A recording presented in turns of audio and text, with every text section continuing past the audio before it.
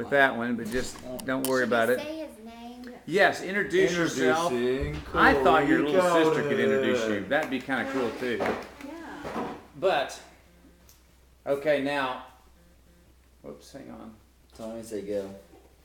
Okay, Coley, you're going to introduce yourself. Tell them where you live. Say, Coley Cowden, I'm 13 years old. I go to Regent School in Austin, Texas. Dad, you just said everything he's supposed to say. I know. I'm You already coaching started it. the video. Okay, hold on. I'm about ready. Okay, countdown. 3, 2, 1, and action. I'm Coley Cowden, and I'm 13 years old, and I go to Regent School of Austin in Austin, Texas. This is Paul Revere's Ride by Henry Wadsworth Longfellow. Listen, my children, and you shall hear of the midnight ride of Paul Revere on the 18th of April in 75. Hardly a man is now alive who remembers that famous day and year. He said to his friend, "If the British march by land or by sea from the town tonight, hang a lantern aloft in the belfry arch of the North Church as a signal light. 1 if by land, 2 if by sea, and I on the opposite shore shall be, ready to ride and spread the alarm to every Middlesex village and farm, for the country folk to be up and to arm." So he said good night, and with muffled oar, silently rowed to the Charleston shore, just as the moon rose over the bay, where swinging wide at her moorings lay their Somerset, British man of war, a phantom ship with each mast and spar, across the moon like a prison bar, a huge black hulk that was magnified by its own reflection in the tide. Meanwhile his friend through alley and street wanders and watches with eager ears, till at last in the silence around him he hears the muster of men at the barrack door, the sound of arms and the tramp of feet, the measured tread of the grenadiers, marching down to their boats on the shore. So he climbed to the tower of the old North Church, by the wooden stairs with stealthy tread, to the belfry chamber overhead, and startled the pigeons from their perch, on the somber rafters that round him made masses and moving shapes of shade. By the trembling ladder, steep and tall, to the highest window in the wall, where he paused to listen and look down, a moment upon the roofs of the town, with moonlight flowing over all. Beneath in the churchyard lay the dead, and their night encampment on the hill, wrapped in silence so deep and still, that he could hear like the sentinel's tread, the watchful night wind as it went, creeping along from tent to tent, and seeming to whisper, all is well.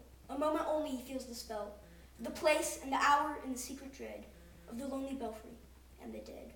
For suddenly, all his thoughts are bent, on a shadowy something far away, where the river widens to meet the bay, a line of black that bends and floats on the rising tide like a bridge of boats. Meanwhile, impatient to mount and ride, booted and spurred with a heavy stride, on the opposite shore stood Paul Revere. Now he patted his horse's side, now he gazed at the landscape far and near. Then impetuous, stamped the earth, and turned and tied into saddle girth. But mostly he watched with eager search the belfry tower of the old North Church, as it rose above the graves on the hill, lonely and spectral, somber and still. And lo, as he looked at the belfry's height, a glimmer, and then a gleam of light. He springs to the saddle, the bridle he turns, but lingers and gazes till full on his sight, a second lamp in the belfry burns. A hurry of hooves in the village street, a shape in the moonlight, a hulk in the dark, and beneath in the pebbles in passing, a spark, struck out by a steed flying fearless and fleet. That was all. And yet, in the gloom and the light, the fate of a nation was riding that night, and the spark struck out by the steed in its flight kindled the land into flame with its heat. He has left the village and mounted the steep, and beneath him, tranquil, broad, and deep, is the mystic meeting the ocean tides under the alders that skirt its edge. Now soft on the sand, now loud on the ledge is heard the tramp of his steed as he rides. It was 12 by the village clock when he crossed the bridge into Medford town and heard the crowing of the cock and the barking of the farmer's dog and felt the damp of the river fog that rises after the sun goes down. It was 1 by the village clock when he galloped into Lexington and saw the gilded weathercock swimming in the moonlight as he passed. The meeting-house windows, blank and bare, gazed at him with spectral glare, as if they already stood aghast at the bloody work they would look upon.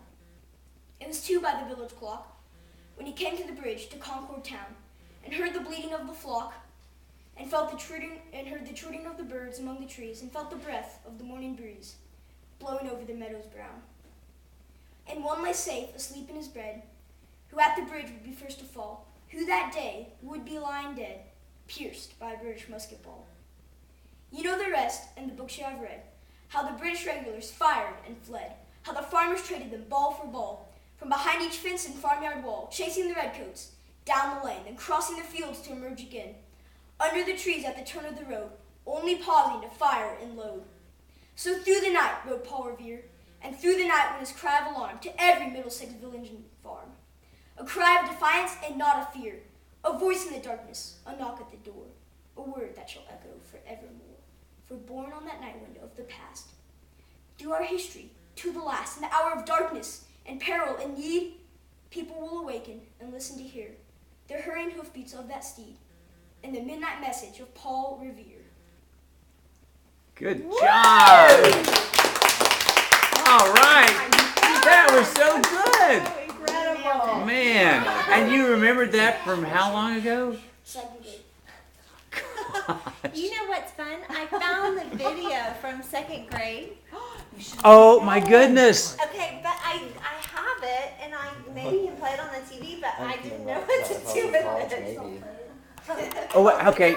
Let me have that one though. Okay, I'll let you. Let me have that one. I tried to email it to you, but it surpassed my technical expertise.